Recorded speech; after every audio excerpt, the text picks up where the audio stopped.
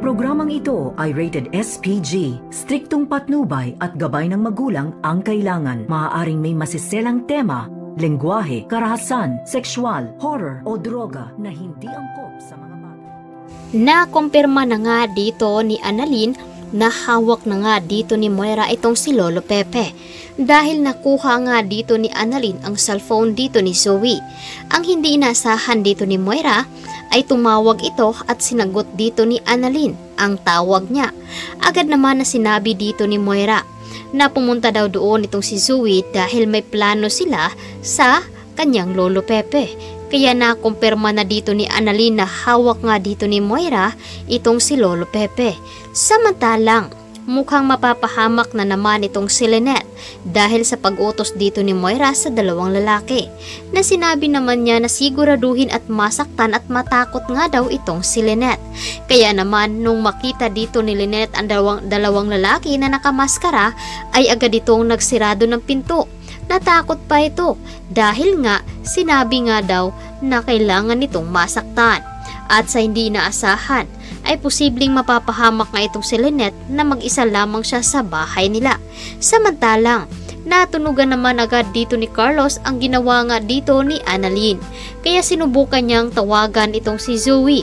Ngunit hindi nga ito sumasagot dahil sa kasalukuyan ay hawak nga dito ni Annalyn ang cellphone dito ni Zoe. Sinabi naman dito ni Doc Joanne na sagutin nga daw dito ang tawag, baka sakaling makakuha nga daw sila ng ebidensya. Kaya naman sasagutin sana dito ni Annalyn ay sakto naman na dumating itong si Joy. Kaya agad niyang tinawagan itong si Zoe upang makuha muli ang kanyang cellphone. Ngunit nakatakas na nga itong si Annalyn at nakuha niya dito ang cellphone ni Zoe. Kaya naman doonan niya matutuklasan na hawak na nga dito ni Moira ang kanyang Lolo Pepe. Kaya agad tumawag itong si Annalyn dito kay RJ at Giselle na alam na nito umano kung saan nga itong si Lolo Pepe at kung sino ang may hawak sa kanya. Kaya naman agad natatawagan dito ni Lynette itong si Annalyn, ngunit hindi nga ito sumasagot. At ito namang si Annalyn ay tinawagan si Giselle upang magpasama at puntahan dito ang kanyang Lolo Pepe.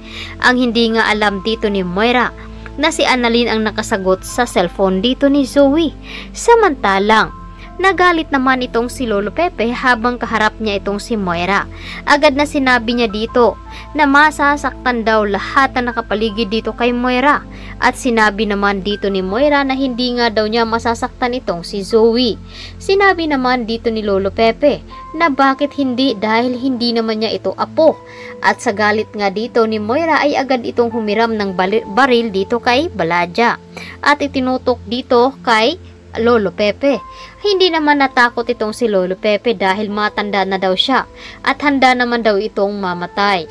Ngunit hindi pa nga niya nasasabi dito kay Obeng ang tungkol sa pagkatao dito ni Zoe. Masasabi na nga ba dito ni Lolo Pepe bago pa man ang lahat na mangyari sa kanya? Mapuntahan kaya siya dito ni Annalyn? Mailigtas nga ba ni Annalyn ang kanyang Lolo Pepe?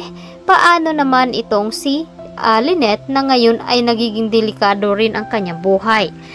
May iligtas nga ba ni Lynette ang kanyang sarili? Ano ngayon ang gagawin ni Chang Susan na nagtataka at nagdududa na rin sa kinikilos dito ni Lynette dahil nag-iiba na nga ang ugali dito ni Carlos.